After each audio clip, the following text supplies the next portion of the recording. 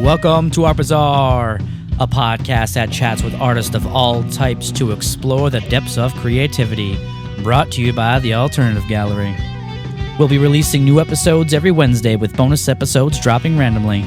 If you like what you're hearing, you can support this podcast by going to thealternativegallery.com and clicking on the podcast tab. I'm your host, Brandon Wonder, Creative Director of the Alternative Gallery, a nonprofit arts organization in Allentown, PA, run through the efforts of dedicated volunteers. On this episode of our Bazaar, we're chatting with Quese IMC, a Pawnee Seminole Native American artist, musician, dancer, activist, and educator from Oklahoma City. Clearly, Quese is involved in many things, which you can check out for yourself by visiting his Instagram at Quese_IMC, as well as his YouTube at Quese IMC1. I'm very honored to have him here with us to talk about all of the amazing work he does. Quese, welcome to our Bazaar. Hey, glad to be here, man. Thank you for having me. I know we've been trying to make this episode happen for a while. I'm glad we were finally able to do it. Absolutely. How's the weather out in Oklahoma today? It's pretty chilly today, but it's a beautiful, clear sky, sunny day. Great to hear, man. You know, and I'm not sure if you've heard the podcast before, but Art Bazaar aims to shine on light on art and culture and show how art shapes our world. And in my opinion and experience, the cultures of Native Americans are by far the richest cultures of North America. Absolutely. And not just because they have a long history here, longer than other cultures, but because there is such a depth and it is inextricably interwoven with its people. And Native Americans, I feel, have a true appreciation for their culture and their history, and they express it in numerous ways through regalia, dance, song, art, and oral histories. You yourself work in many of these mediums, and I want to focus first on your music, which you've described as a mix of indigenous culture aligned with modern-day hip-hop. Can you please elaborate on that and tell us what the driving force is behind your music? Yeah, absolutely, man. Again, appreciate, you having me on here on the podcast. Thankful to be able to come on here and as just an indigenous, performer, artist, activist, mover, and shaker. Just represent my family, my tribe, and, thankful to be able to represent my music. My music, I feel and I believe, for me as an indigenous music maker, have had the opportunity to be inspired at a young age. I was inspired, obviously, by hip-hop. I was inspired by artists like, Public Enemy, Biz Markie, a lot of the old school artists that resonated with me at a young age. A lot of it was just the cadence, the sound of the drum, the beats, the creativity, the feel. I would say now, as I'm older and just have learned a lot throughout the years, it's a lot of energy and frequency, that you feel through music. Music stays with you. It moves you in a certain way. It triggers maybe a genetic memory. And so a lot of that hip hop when I was growing up did that. It triggered something that was familiar to me. Visually, it triggered something when I was watching Yo TV Raps, videos like Public Enemy, also, videos like Biz Markie. I was inspired. I was inspired by that form of expression, to our relatives over there making that hip hop in New York, birthplace of hip hop in the Bronx. Man, it reached all the way over here to Oklahoma, to, our native people, to me, and just embraced it. And as, I got older and got more creative, got more artistic in my craft of hip hop and writing music, I was able to incorporate, our indigenous story to that hip hop narrative. Not really embraced at first amongst, native communities, but as a native artist, I felt it was important to share our story, our narrative from a native, utilizing, this avenue of hip hop, because that hip hop was created from a struggle, with the youth, in New York, wanting to share a message. And so, me as a youth in Oklahoma, I wanted to utilize that message, that tool to share our message, as indigenous youth when I was young. Yeah, that's fascinating. And, it's really interesting to really think about the parallels between the roots of hip hop and even what indigenous communities have gone through in this country. And I mean, obviously, the traditional music of Native Americans is more than anything else the folk music of this country. But I often tell people that like rap and hip hop is our modern folk music. Street art is a modern folk art. Do you feel you're utilizing that in the same way that your ancestors were trying to utilize their music? Yeah, I definitely do. When I was young, watching the old hip hop videos and watching the cadences and, hearing the somebody say ho, ho, ho, ho, ho, ho. The call and response, which I know you love. Yeah, the call and response, the cadence, I resonated with that. And so I belong to a Seminole ceremonial ground. And our Seminole ceremonial grounds, are obviously ancient grounds that have been with our people for thousands of years. And so the ground that I belong to is the last Seminole ground, surviving ground here in Oklahoma. And it's a ceremonial Seminole stomp dance green corn ground and called Chiaha, Gar Creek. And so, belonging to this ceremonial ground, being a part of this, I guess you would say, a society, a traditional circle, those are a part of our songs, the cadence, the call and response. Whenever we sing, that's what we do when we sing. It's a part of our some of our ceremonial dances is that you, who, ha, ha, ha. And so for, hundreds, thousands of years, we've carried on these songs. And so during the Seminole Wars, those 3 Seminole Wars that our ancestors went through with this United States government, before we would go to war, those soldiers, those white soldiers, they would hear those songs off in the distance. And these are the stories that have been passed down, from, ancestor to ancestor. The white man would hear those songs in the distance. They knew that when they heard those songs, they knew it was coming, but they didn't know what direction we would be coming from.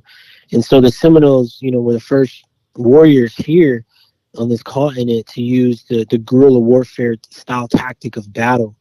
Before then, if you look at your history, watch your film, you'll see that the way they marched in war, while they were marching in war in those lines, the Seminoles would attack from left, right, flank, different directions. And so those songs, they say, that when the white men heard those songs, it would cause a fear in them because they knew there was something in that song. And it's said that those Seminoles would attack so quick, in and out, in and out, in and out, and then they would just disappear. And that's, I guess you could say, one of our spiritual practices in times of war and in times of song, and how they relate hand in hand, because we're going to war, but before we go to war, we have a song. When we finish the war, we have a song. The songs, tell stories of the triumphs, of the tragedies. And so they have that story in them. They have that narrative, that spiritual message that can carry on from generation to generation. And so it has power. So this United States government wanted to extract that energy, wanted to extract and take that and appropriate that power from those songs. And so they took those songs and used them, in their military cadences, and thus created the cadences that they use for, the United States military. The sound off, sound off, sound off, bring it on down, bring it on.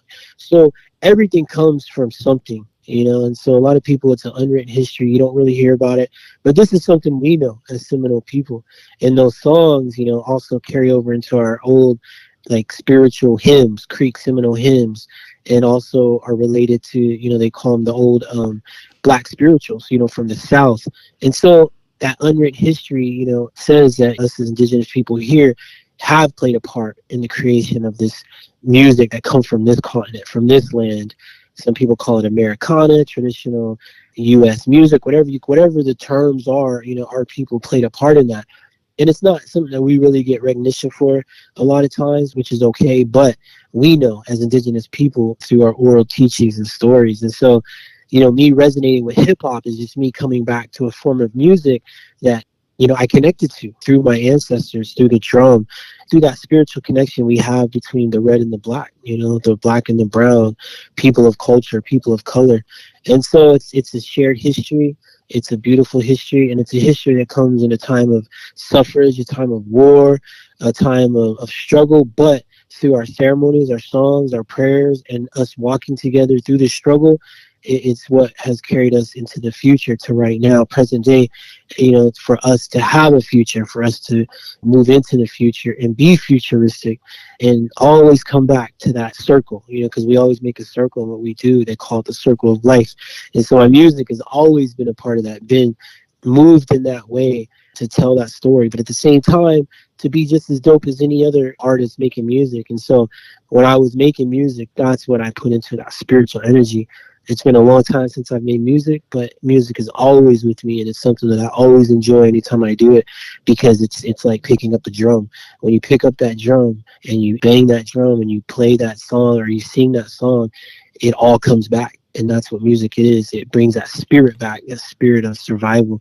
And so that's what I put into my music. We're still here. And you're touching upon a lot of really key points here too. And I like the fact that you addressed how you're using hip hop as a way to kind of bring voice to your culture today. And I think that's one of the issues that we face as a people, humans in general, where we see culture kind of as a stationary thing. And really, culture is kind of always changing, even if it's in small ways over long periods of time. Now, you as a Native American artist, what is that balance for you with celebrating tradition and incorporating these modern ways and modern even mediums of art?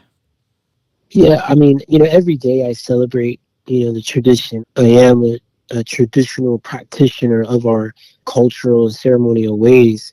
That's a lifelong journey, but along the way, we have instruments that we use to share those messages.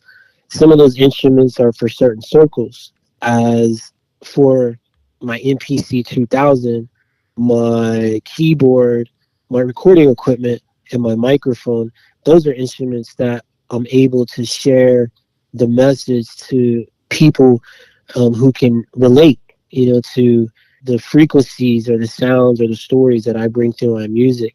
And that's me celebrating the gift, because it's a gift. It's a gift that doesn't belong to me. It just moves through me, like a hollowed bone. And so I don't own it. I don't control it. And when you don't own it and control it, you allow yourself to be that conduit of spiritual energy, that can come from. Let me ask you this. Sorry to interrupt, but just since you're on the point, because you are that conduit, which I fully agree with, do you feel that means artists kind of have a responsibility to tap into that? I don't think they have a responsibility, because some are chosen and some just step into the gift. A lot of people that are chosen don't step into the gift because sometimes they don't understand the power they have. A lot of people want the power. A lot of people want those positions, and they probably have talent. They probably have dynamic words and, talent in regards to the pattern, but they don't have the formula. They don't have the mixture. They don't have the sauce. They don't have the spiritual connection, but they can mimic it. They can do it, and it works well. It's kind of like when you're chosen to operate out of those gifts, it's not an easy road. It's not an easy road that a lot of people can travel, because once you step into it, it comes with a spiritual responsibility as opposed to just a responsibility to do something that, maybe fulfill someone's ego or fill their life goal. And a lot of times, when I see artists, I can always tell artists that have that gift. They got that spiritual gift and they were chosen. And then you understand the difference between those and the ones that just have the gift to speak the words. And there's a difference, because many people can speak the words and it be dynamic and it move the people emotionally and almost hype them into a frenzy, where they're bouncing off the walls. But in time, that energy subsides and it goes away.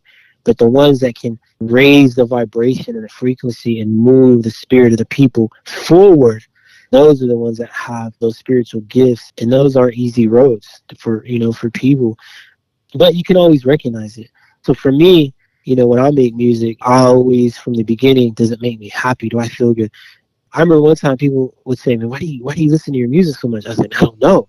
It just, I feel something from it, because when I made the music, a spiritual energy moved through, and so I would feel that energy when I would listen to it, and it wasn't mine." And that's when I understood, man, this isn't mine. This is coming from a higher frequency, a higher level, at a young age. And I appreciated, I recognized it, and I said, man, okay, this makes me happy. And so that's why I continued on that journey with music. I had a fairly good music career in my young age and had ups and downs, trials and tragedies and triumphs, but learned along the way. And so that's how I feel about my music, and what I see from my music and what I see from my own eyes of those who make music. You put it a very different way than I think some other people would approach it, because some people, I could very much see them as self-absorbed by wanting to just watch their own movies or listen to their own music. But for you, because of what it is, or at least what you see it as, you have a very, very different approach, which I love. And I love the fact that you are leaning to that idea of being a conduit. And now you said that you had a pretty good career musically as a younger man. Can you tell me about the early days? Like, how did you get started? Were you performing mainly in Oklahoma? Were you doing a lot of traveling? Well, I think when it started when I was young. My brother, Shark B, he was a DJ in the 80s, and he used to DJ at all the clubs in Oklahoma City. He had a radio station, the first, I would say, indigenous hip hop, house music That's dope. DJ, in the 80s here in Oklahoma City on Z99. And so growing up in the 80s, my brother had turntables at the house, Technique 1200s. We're talking about like 85, 84, 85, 86, 87, 88, 89. He was in a record pool and he got records straight from New York. So he was going to New York in the 80s and been to all kinds of like famous clubs. And so I had the opportunity to hear those stories as a young kid and also get records straight from New York in the 80s that were just released in New York. So it gave me hands-on to what the sounds were in the 80s. And this is all the way in Oklahoma City. Yeah, how else would you have had access to that music if you didn't have that? Yeah, exactly. So I would say that's kind of like how it started, when I was just like in awe of seeing records spinning on turntables and putting needles on the records and turning the volume up and hearing this music come through. Yeah, you fell in love with hip hop. Man, I was like, this is amazing. This is like when you get around a big drum, and you start dancing. You feel that drum, you feel the fingers and the vibration, and you're just like, man, your spirit just moves. So it's like there's energy in that music, and that energy from that music has a root. And I understand where that root comes from. Us as indigenous people understand the spiritual root of that drum and where it comes from, into the stars, and where it comes from the star people. And so when you understand that, it just resonates with you, and then you have the story. The story. A lot of people don't know where they come from, know who they are, know what tribe they are. It's unfortunate, because we live in a world where people are searching for who they are because they feel something. I've had the blessing to understand where I come from, and I never take that for granted, and just want to share that with the people. You come from somewhere, and if my music can guide you to where, or to what you feel in a good way, then aho. That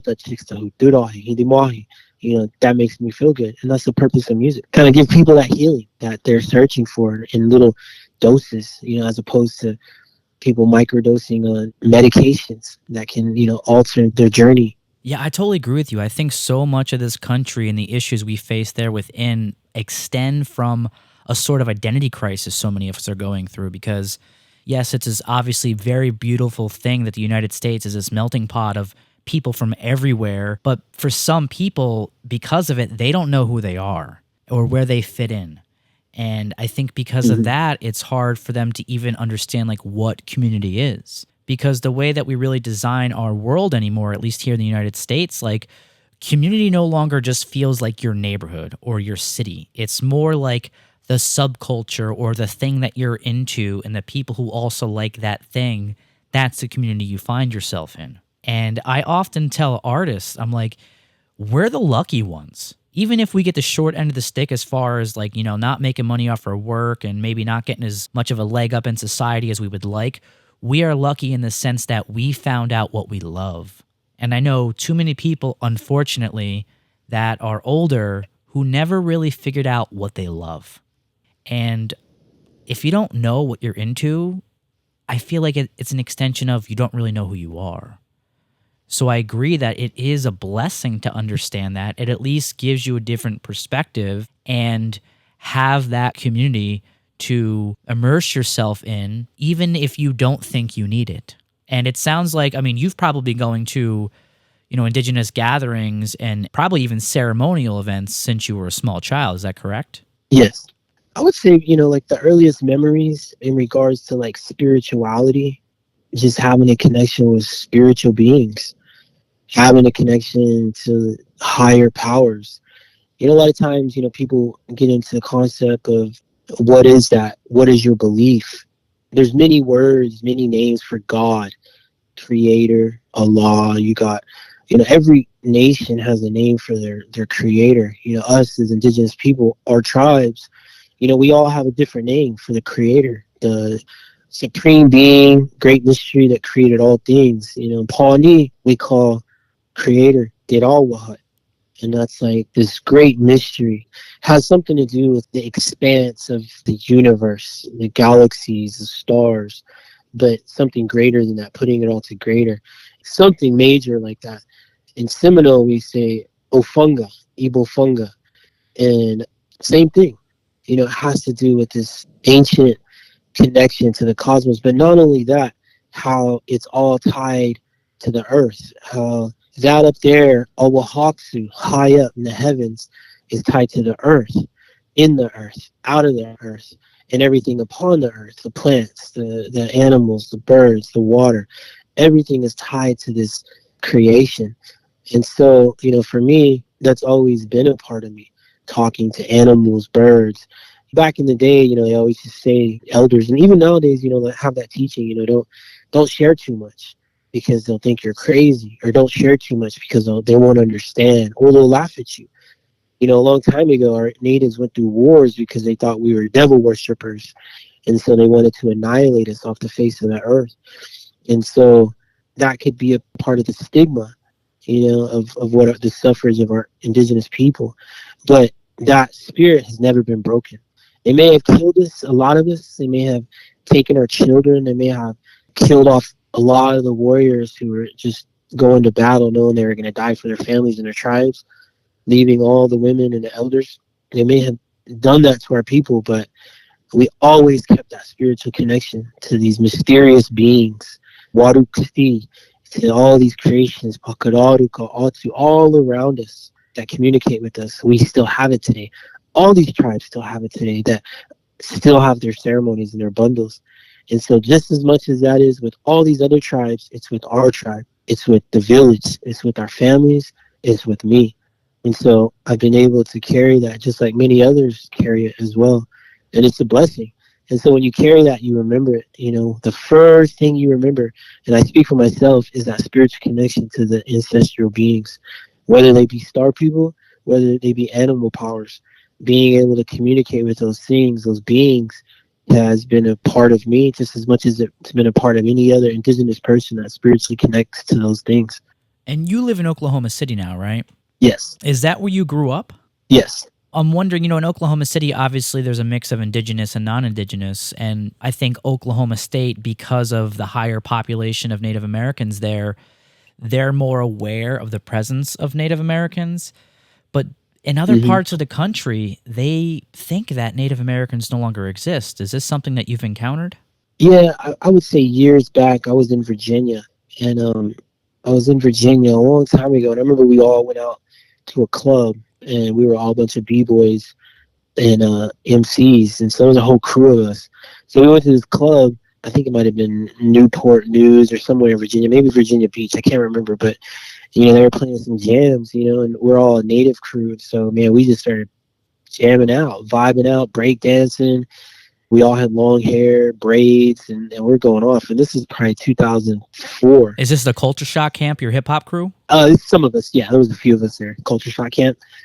So we were jamming out, and man, all these people were coming up to us like, "Yo, where are y'all from?" Because when we would dance, we would do hip hop, b-boying, but then we would mix in some like tribal dancing. We put in some like tribal style dancing.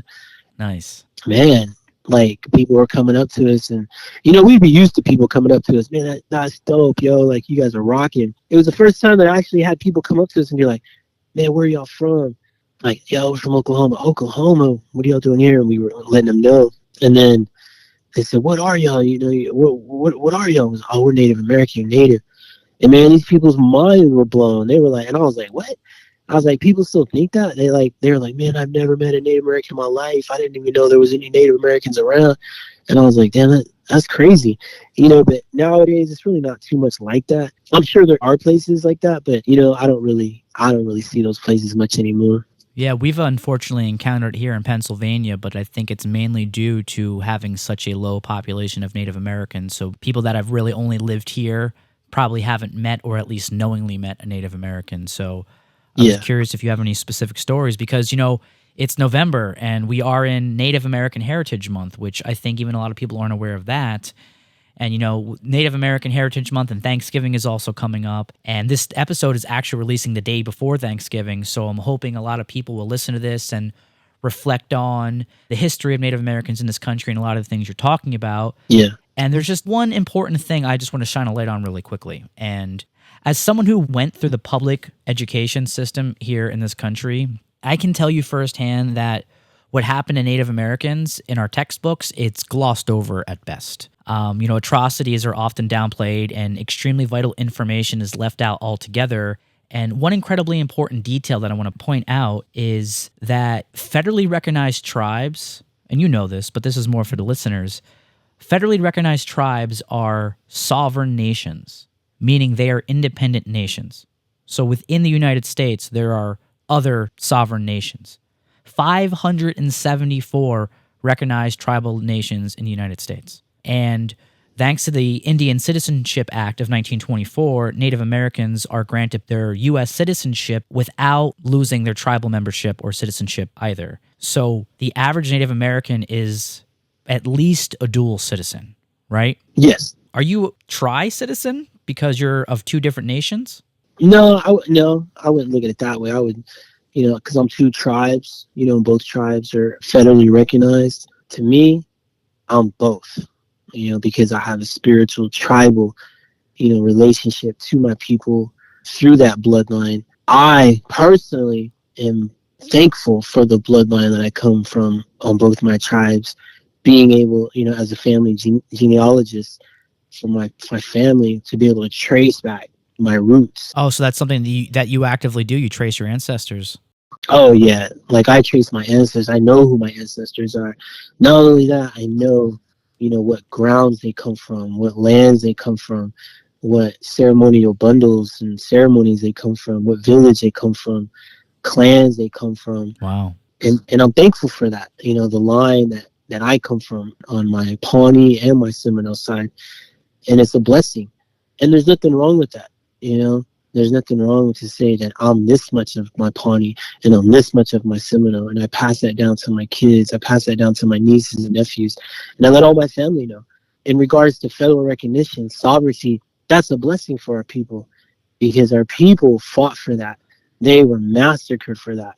They struggled for that. They went through trails of tears for that. That wasn't just like the white man saying, here you go, here's some federal recognition. No, that came through wars. That came through tribes fighting this government so much, exhausting this United States government, exhausting their United States War Fund in their War Department, saying that if they go to another war with these natives and these natives unite, they're going to go bankrupt in their War Department and Spain's going to take over or France is going to take over.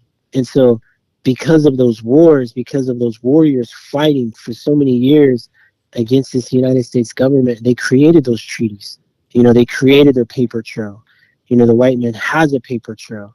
They love the paper trail. And so now we hold them to that paper trail for what our ancestors died and survived for. And that's what sovereignty is. It's political because we fought for that through blood. You look at all these other countries fighting for their rights. And they're getting massacred for it. And that's the sad part of history. That's the sad part of present day, things that are taking place today. But speaking from an indigenous standpoint of our people here, my tribes, that's what they fought for. And they were warriors. The women died, the men died, the children died. And we were almost wiped out. My tribe or my Pawnee were almost wiped out to 600 people, a little over 600 people in the early 1900s out of 4 bands. So that's like 100 and almost 120, 130, 50 people a band. That's genocide. One band is down to 130 people. That's genocide. But we made it through that. And so when I speak about sovereignty, I believe our tribe should indigenize our sovereignty, truly indigenize our sovereignty, and take what's ours, land back, take back what belongs to us, test the waters. Because when we test those waters, we spiritually bring that water. That water is life, that medicine, that power of those bundles, power of those stars, because we're battling ancient entities and beings through this United States government and people in power, but we got ancient beings too on our side. Well, and I think in some regards, Native Americans are actually making progress with that, because back in 2020, as you know, the Supreme Court ruled that the eastern half of Oklahoma is indeed Native American territory and granted to several tribes via treaties by them and the United States government, which of course the United States government broke those treaties as well. But then in 2020, the Supreme Court pointed to those treaties and says, yes, that is Native land. Oh, yeah. There is that ongoing debate now within Oklahoma, because it's Native land, who prosecutes crime, what happens with this, what happens with that. And now you're in Oklahoma, so are you aware of where things stand with that in this moment? Oh yeah, when that happened, they did not like it here. These white folks really started to show their colors, which we already knew what color they were. But the governor was a snake, and he did not like it. He is anti-Indian. I think before you go any further, it has to be stated that Governor Stitt, he himself is part Cherokee. Right? Yeah, he said that. His mother is a member of the Cherokee Nation, and he's done everything to work against natives in that state. Exactly, and that's how some of those people are. Man, they're snakes. Before he got elected, he was all pro-Cherokee, Cherokee this, Cherokee that, and all the Cherokee people bought into it. Like, wow. All right, we got a Cherokee coming in, and then now the Cherokees can't stand him. Because he's a snake, and that's what people do. They use it for the benefits. They use it for the connection, to get what they want. And then when they get what they want, they want nothing to do with the indigenous people, the indigenous struggle. And that's what we deal with. Those are the snakes. And allegedly a lot of people, paid to get on them rolls. They paid to get on them rolls. I have a quick quote I'd like to share from Chuck Hoskin Jr., the principal chief of the Cherokee Nation, about Stitt, which I think just reinforces your point here. Chuck Hoskin Jr., the principal chief of the Cherokee Nation, said that unlike previous governors, Stitt has been unwilling to work cooperatively with the tribes. Quote, Governor Stitt is an outlier in my experience with Oklahoma governors, he said. In the last 20 years, we've had very good relationships with governors. It's only been under Governor Stitt that we've ran into someone who just fundamentally does not see a role for tribes in the modern world. Exactly. That is erasure. That is a form of sovereign genocide. And basically, just blatant, we do not like sovereignty, we do not like Indians. That's what he's saying. He does not like Indians. He does not like sovereignty. He does not like natives having... He's kind of like the one that thinks that we just got sovereignty. It was just given to us, It seems like he doesn't want any public displays of culture, because even in recently as 2023, he vetoed state legislation that would have allowed students to wear tribal regalia during graduation ceremonies. Yeah, he's just a good old boy. And that's basically like, an indigenous student's graduating from high school or college and wants to wear, some sort of piece of regalia in conjunction with their cap and gown. Why would you deny that? That's insane. I mean, it's not harming anybody. Yeah, he's just a modern day Andrew Jackson. He's a modern day Andrew Jackson using that same tactic, anti-Indian. And that's why indigenous people, tribes need to indigenize their sovereignty and be like, no, we're going to go international. We're going to practice our sovereignty. And that's what I like to see our indigenous people do. Absolutely. And, just for a very quick history lesson for those who don't know who Andrew Jackson is, President Andrew Jackson, the guy who appears in our $20 bill, he was responsible for signing into legislation the Indian Removal Act of 1830, which is what led to the Trail of Tears and the forced removal of Native Americans east of the Mississippi to the west of the Mississippi. And how do we still celebrate that guy? Yeah, and I just want to say, I'm not an academic. I'm not educated. I don't have all these degrees. I'm not an armchair activist. I've been on the front lines. I had the opportunity to experience these journeys in indigenous communities and building relationships. And so a lot of the information I got, the knowledge, is through life experience, not necessarily in books, but I've had the opportunity to like hear stories, remember, information. And so when I say these things, I speak it from a way of like life experience. I didn't have the opportunity to match that life experience, with a college education, which I think is great. But I do feel like for natives out there, just people out there that maybe don't have the education, it doesn't matter. If you have that passion, you have that desire, and you want to be on the front lines of action or just knowledge, it's important to just learn about, what happened to the indigenous people of this country here on the land that you walk. It's so important. It's no different if I were to go to Africa or go to Tibet or go to any country, the Middle East, Palestine, and not understand and feel what those indigenous people are going through or have went through, or learn some of the language or learn some of the customs or the culture, or just try to make that spiritual connection. I think these days there's a lack of that spiritual connection, not just connection just to know somebody for notoriety or for a like, but to really resonate with somebody at their being of who they are spiritually, where they come from. So when I speak, I strive to speak from that standpoint, of life experience, because I've been through many things, struggles, hardships, learned many lessons, but along the way, gathering knowledge and listening and going through those struggles and beautiful times, and just carry this knowledge.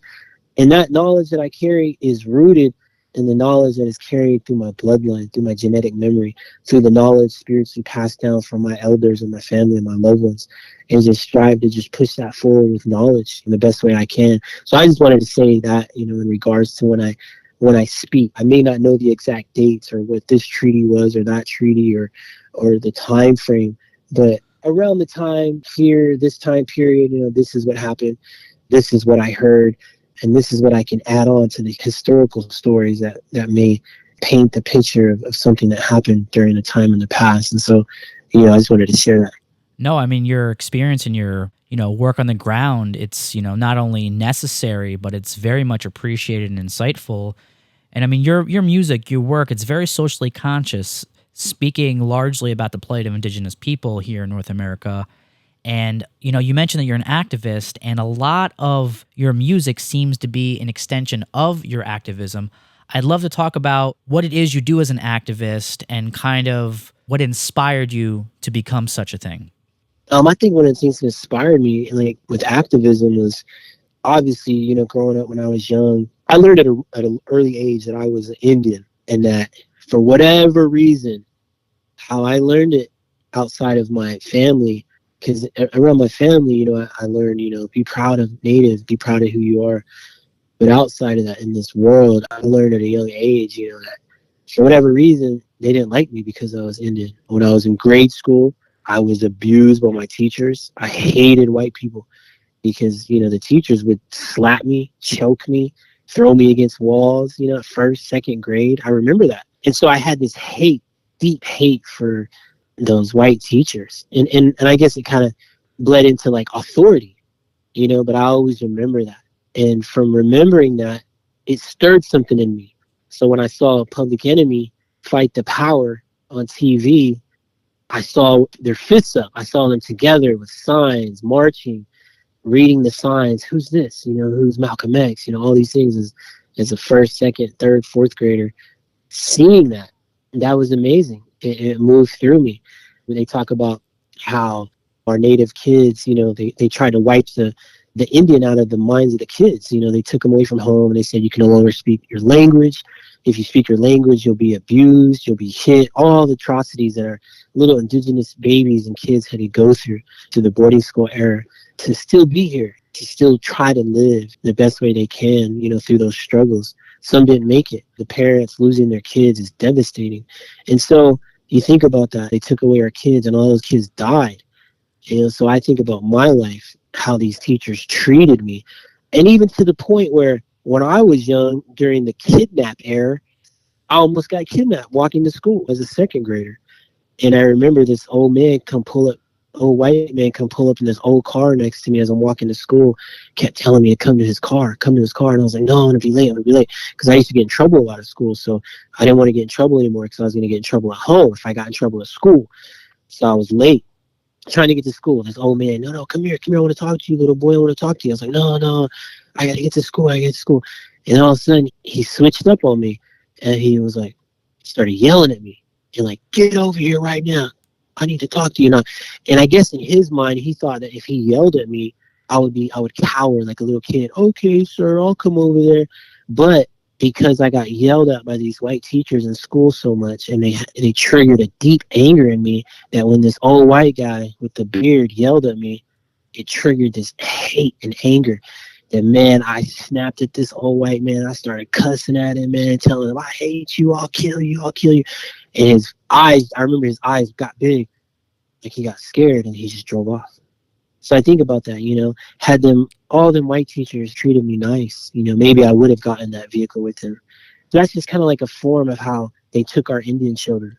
If I would have got taken, I probably would have been a different person. But sometimes we go through these struggles, we go through these traumas, maybe to help us along the way, maybe to make us stronger or protect us in some strange way that we don't understand.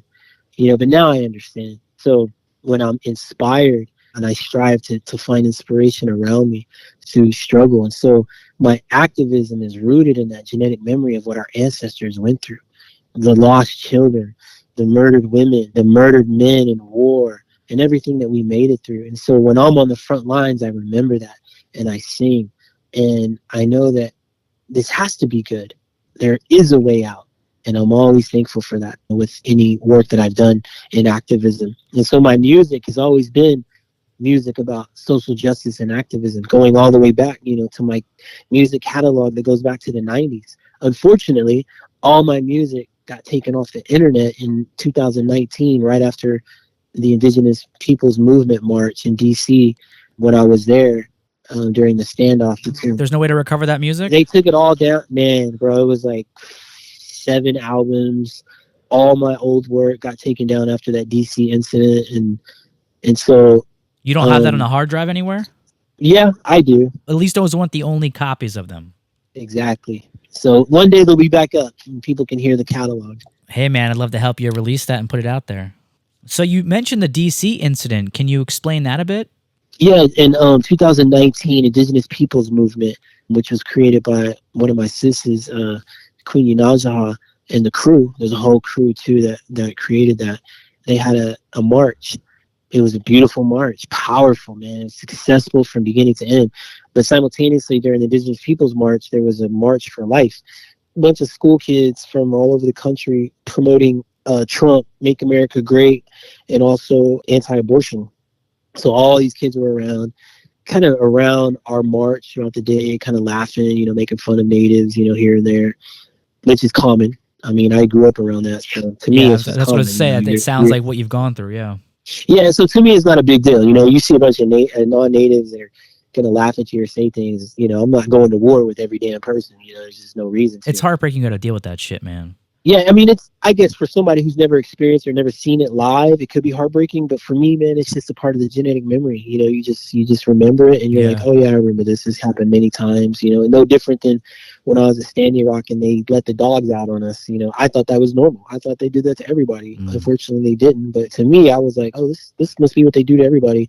Let dogs out on them and bite natives, at a protest. So that's normal to me. So whenever we did that march, it was successful. It was amazing. And then after the march was over, me and a couple of buddies, we just hung around and just the vibe was still beautiful. And we were just sitting there and everybody was gone. There wasn't that many natives there anymore. And next thing you know, these Catholic Covington kids, white kids predominantly, and Hebrew Israelites started going at it and started, just one-upping each other. And next thing you know, the native elder and me, we started singing a song.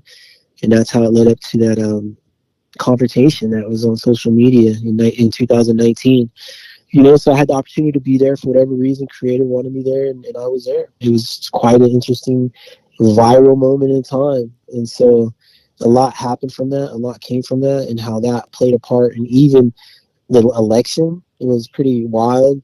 But in the end, laying back. Yeah, and that moment that you're talking about with the kid in the MAGA hat and the native elder toe to toe, that was like such a metaphor for where this country is and really what it's been for so long. And I think that was a clear dividing line of which side are you on? because I think anyone with emotional intelligence would see what that kid was doing was clearly hateful, and there's no real defense for it.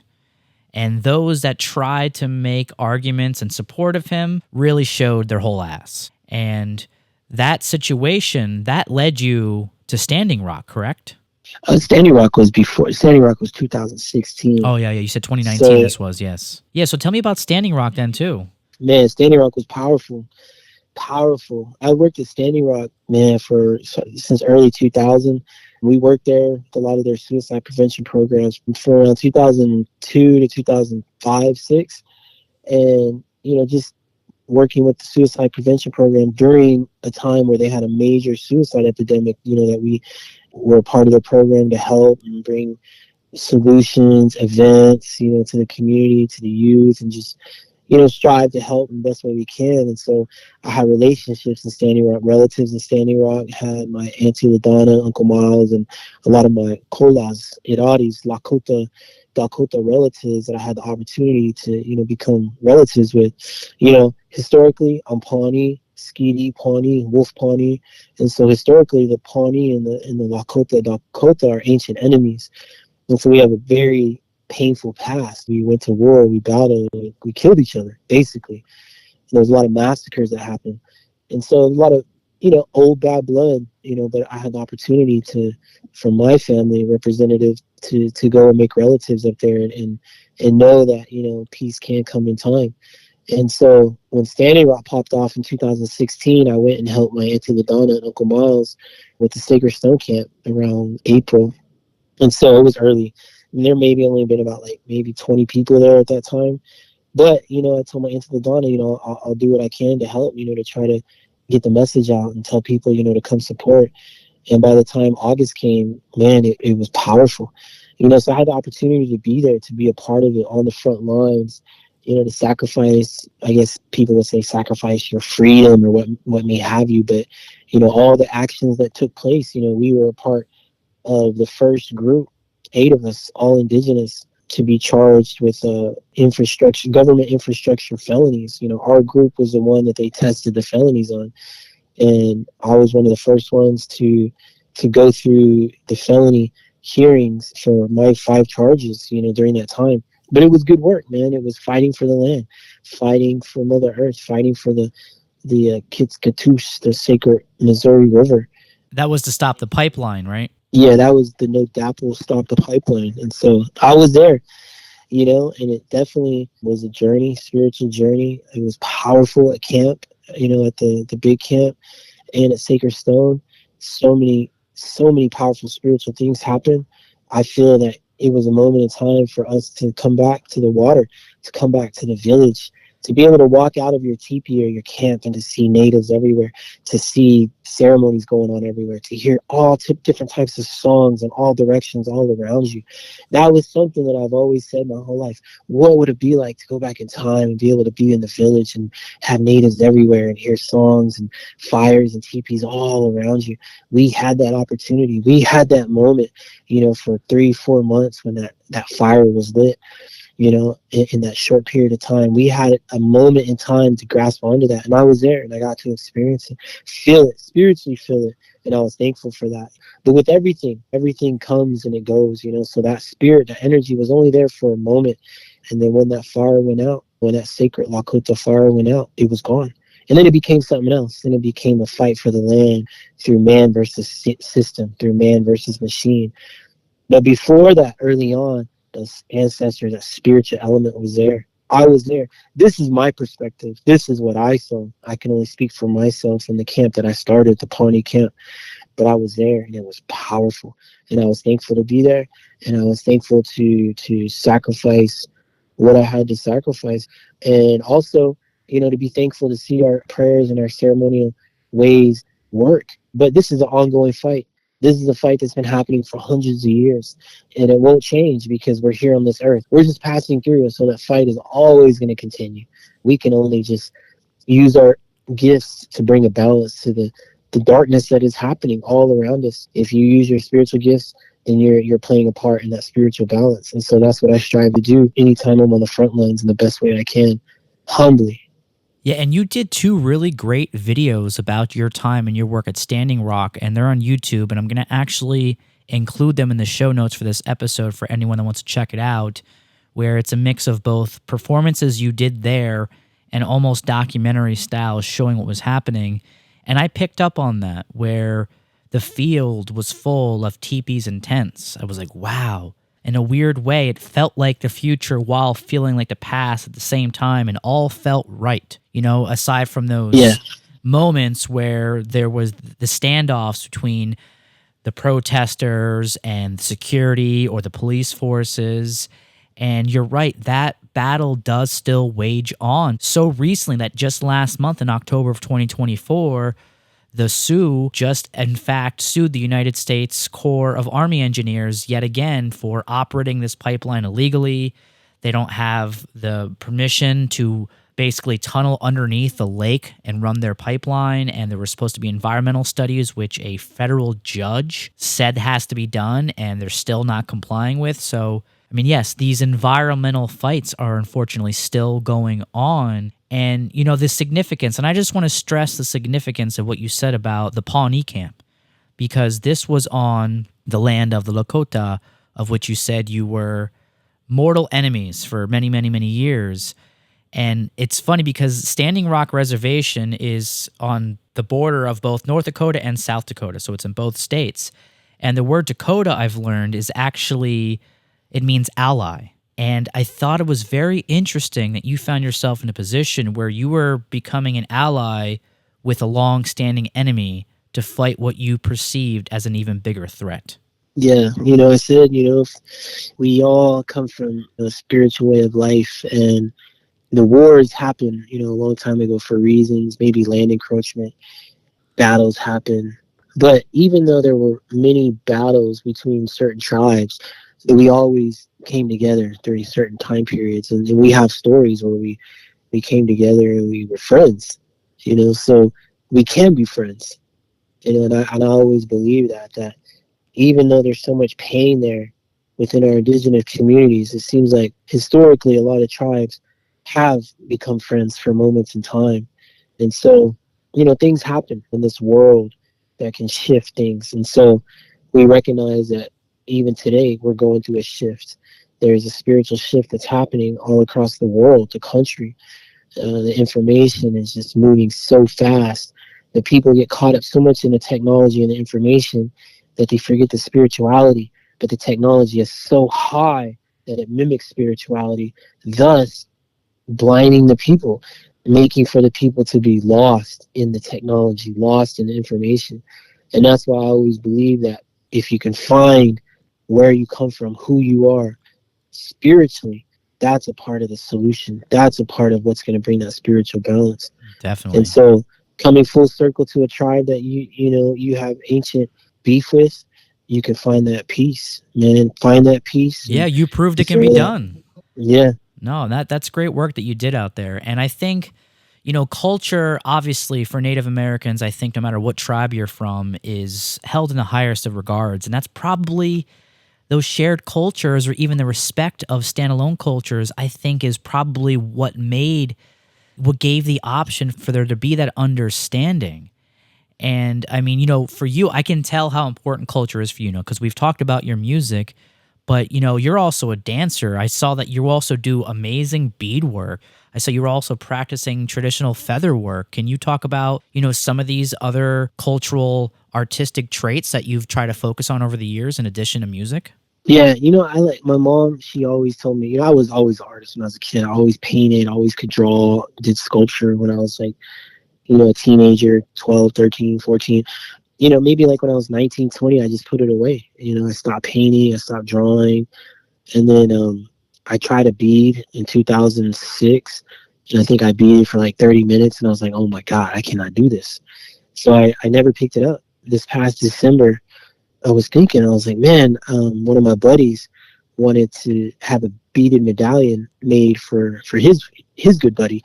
So I was like, man, let me see if I can find somebody to bead it.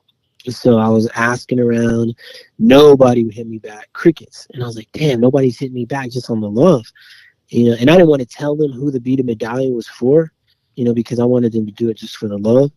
And when they did it, I would share with them who it's going to go to. But man, nobody hit me back. I think I hit up 7 people.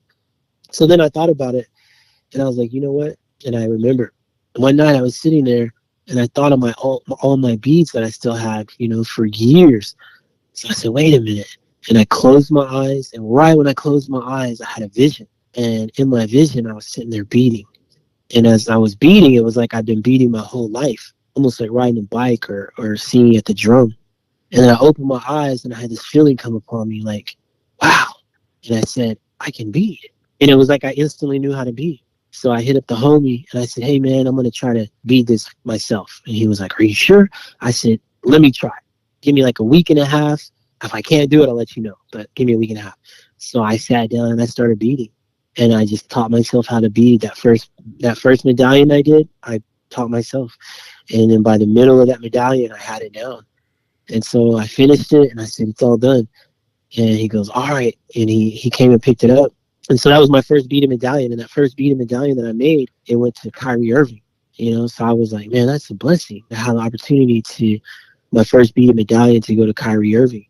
And so after that, I just started beading every day. And then I just taught myself how to bead portraits.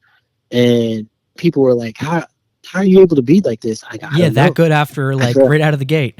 Like literally I was beading for like 4 months, and I was beading portraits, and I was like, that's wild. It was just natural, But I feel like, man, that's just a gift, man. That's just a spiritual gift. My genetic memory remembered it. I was able to just pick it up. Like I've been beading for years, and that's what life is, man. It's like, that's what it is. People just sometimes just have to stop, close their eyes, and maybe they're going through a hard time, and then it'll come. And maybe they always say it might not happen this year, maybe next year. It might take 10 years. But this took almost 20 years to come back to it, to just know how to bead. And so just like feather work, one of my buddies, Kendrick, taught me that the basic how to do it. And then right when I saw it, I go, I can do this. And then I just started doing it, and I just knew how to do it. And I feel like, that's just a part of that genetic memory, those spiritual gifts that are passed down. They could be arts and crafts type gifts, or they can be spiritual gifts in regards to connecting with ancestors, connecting with star people, connecting with plant medicines, whatever it may be. We still have it. We just got to close our eyes and call it, and it'll come. And you're also a Stompdancer. Can you talk about that? Yeah, the Stompdance grounds, like I said earlier, that I belong to is called Chiaha, which is Gar Creek. It's the last Seminole stomp grounds of our people, meaning all the Seminole stomp grounds are gone, the traditional ones, and this is the last one that survived. Can you explain what the Stompdancers do? Yeah, it's a part of our green corn ceremony, which is like our New Year. When that sacred corn, Mother Corn, comes back, we have our ceremony for that, and we have our dance, we have our medicines that we use, and ancient ways that we practice still today within our grounds. And the songs are beautiful, the dance is beautiful, and we do it way out in the woods, just around a fire, and the camps of the families and all the other ceremonial grounds come to support. So we all support each other in these special ways, ceremonial, but it's something that our Seminole people were able to hold on to, and that's where it's at. Those Seminole grounds are in Oklahoma. Those Creek grounds are in Oklahoma, Yuchi, Cherokee, Shawnee, all those ancient ways are still in Oklahoma, intact, strong. So if you ever go to one anywhere else, they may have learned a little something from these grounds. This is where it's at. And it went other places, people kind of added to it in other places or reinvented it. I say that respectfully and humbly because it's still here in Oklahoma strong. They still have it over in Florida, our Florida Seminole and Miccosukee. And they have it up there, even up north, amongst the Mohawk, Six Nation people up there in New York. But anywhere else, they say it's just kind of been recreated. It may be controversial, but that's what I was told, that it's still strong in Oklahoma. And I was always told to go to the source, to go to the root. If I want to learn ayahuasca, I need to go down south. I don't want to learn it from anybody where it's not rooted in. Go to the source, and that's where you learn. That's the way I was taught. And so that's how I believe about our Seminole Creek ways. It's something we learn, something we learn here amongst the traditional teachers in Oklahoma, just to have a connection and a relationship to those ways, those ceremonies, that knowledge, those bundles, and plant medicines and dances. There's a respect to it. it was given to us as gifts, and it just moves through us. And we share it amongst our people and those invited into those circles. Yeah, absolutely. And, again, it is Native American Heritage Month. Is there anything, and I know you've covered so much, but is there anything specifically that you would want people who are hearing this to maybe think about or reflect on during this month? I know a lot of people, they celebrate, I call it Thanksgiving. They celebrate getting together with their families. When my family gets together, I'll always, sing some songs and just kind of remind our family, who we come from, why we're here. We're here because of those warriors in our family, the grandmas, the grandpas that went through wars, saw so much death, so much loss, lost so many family members for us to be here.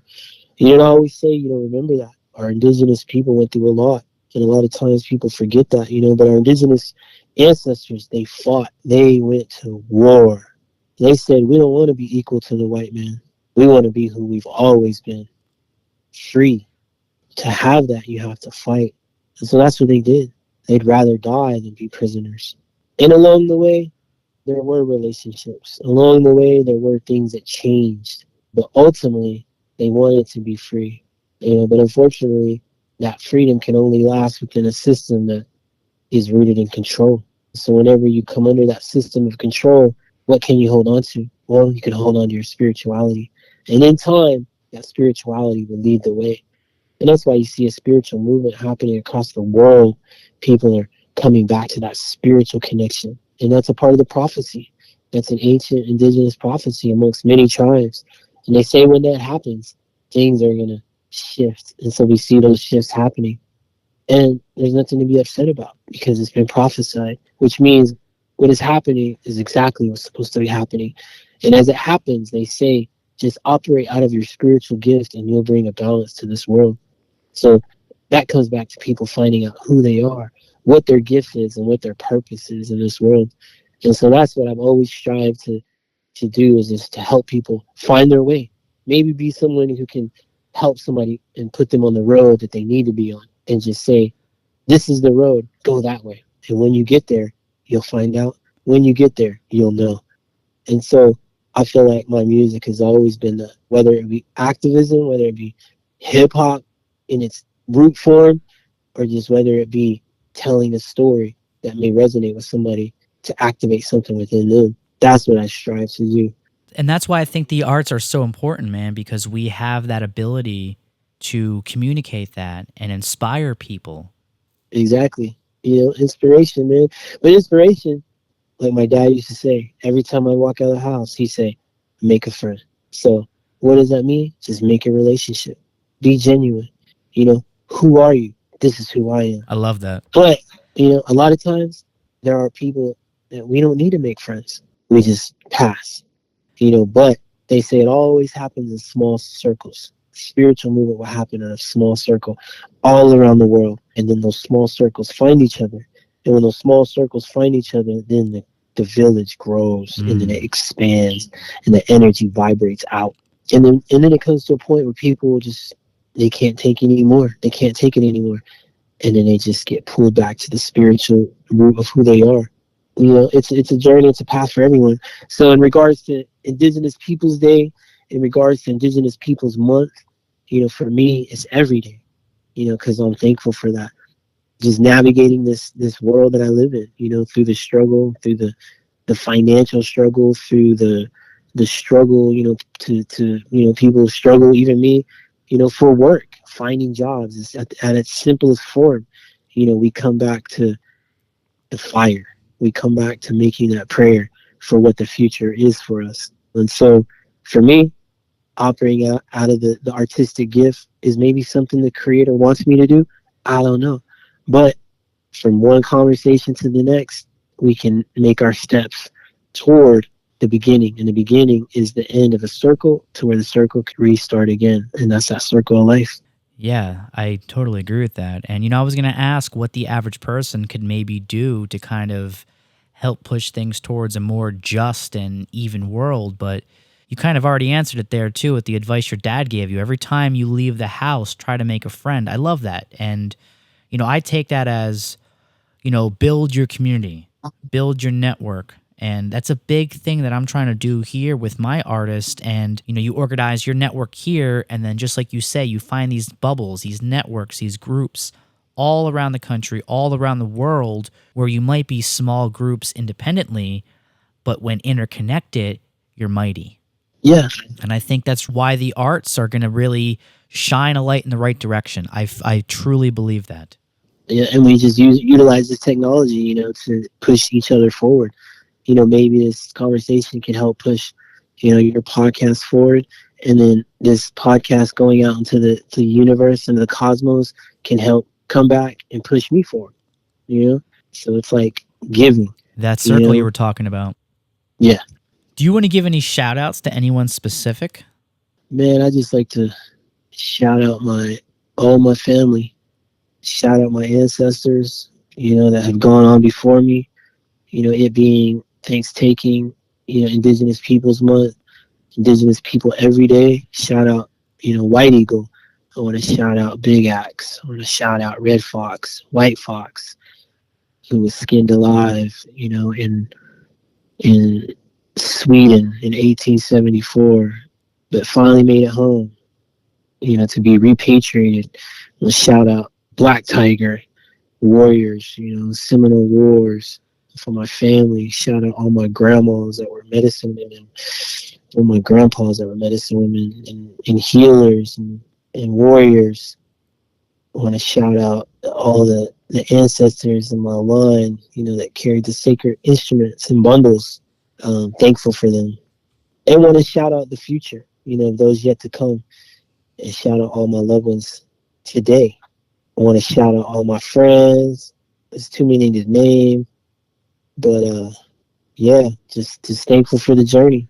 That's beautiful, man. I really appreciate you sharing everything with us and taking the time out of your busy schedule. I know you got a lot going on to come over here and talk to us about your experiences and your perspective. And I'm sure it's going to be eye-opening for people who listen to this who might not be around Indigenous people on a normal basis. And they're going to be pretty surprised to hear some of the things you talk about. Yeah, man. It's a good journey, man. It's an honor to be able to express myself here on this podcast. And, maybe these words, resonate with anybody out there. These are my words. I only speak for myself, the things that I learned. And there's so many stories. One thing I always say, man, is us as Indigenous people, man, we have so many stories. Powerful, beautiful stories. Yeah, and I can't wait to hear more of them. Yeah, and I'm definitely thankful to be able to be one of those, storytellers, and share many stories, whether it be Indigenous hip-hop activism, paranormal, spirituality, culture, basketball. Coaching basketball has brought me healing and a love, that I'm thankful to be able to do, coaching my nephew and all the young warriors. So, I want to shout out that, the basketball hoop journey. Shout out the loved ones, man. Shout out Miko, my nephew, and all my family.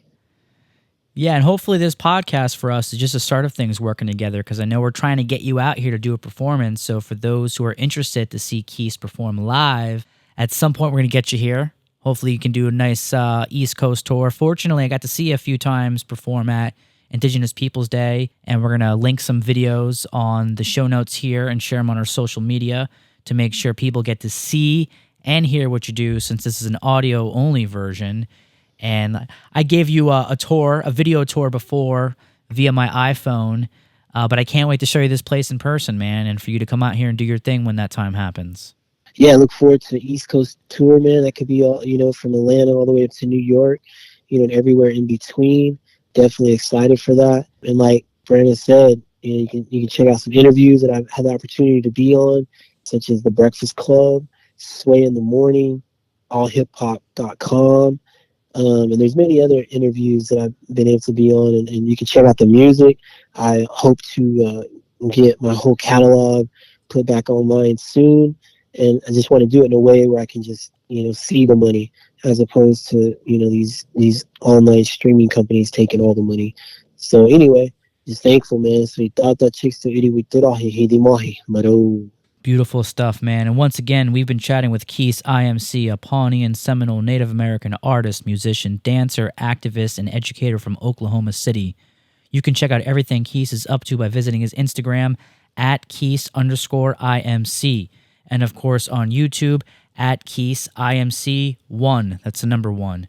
Quese, thank you again for joining us on the Art Bazaar, man. It was truly an honor to have you here. Glad to be here, man. Just wanted to represent my Skitty, Chawi, Wolf Pawnee, and my Nugazogi, Bear Clan, Seminole of my tribal people, and just thankful to be indigenous here in 2024 on into the future. You know, in this indigenized way of life is futuristic. Let's indigenize our sovereignty. Aho. Thank you so much, brother. Much love. And if you're enjoying the Art Bazaar podcast, please help us grow by liking and subscribing to the podcast. We want to reach a worldwide audience to help bring attention to all of the amazing creators and unique folks we bring on. They certainly deserve it. And that's all for now. Thanks for listening, everyone. We'll see you next time on Art Bazaar. Hey yo, head on. Noah. Hey yo, head on. Shano Gege. No, yeah. Here for a reason, here for a moment. I see it in my dreams and I know it. Too many times people hating and it's showing. But love is fighting back cause our love is so potent. I'm here for a reason, a moment. I see it in my dreams and I know it. Too many times people hating and it's showing. But love is fighting back cause our love is so potent. The energy is shifting in the cup and runneth over. Our time is so sacred in the spirit in our culture. Overcoming trauma, DNA, genetic code. People holding so much hate, it's the pain of letting go. You gotta let it go, and when you do, death will know. No weapon formed against us shall prosper head to toe. The drip is so ancient, the ancient in my drip, standing side by side with my ancestors, don't forget. Here for a reason, here for a moment. I see it in my dreams and I know it. Too many times people hating and it's showing. But love is fighting back cause our love is so potent. I'm here for a reason, a moment. I see it in my dreams and I know it. Too many times people hating and it's showing. But love is fighting back cause our love is so potent. From the top of my head, Milky Way, it's universal. From Pleiades to Sirius, I'll make a circle. Then come back to Mother Earth for rehearsal. Wrapped in a ball of flame just to let the earth know. Hi yo, head on.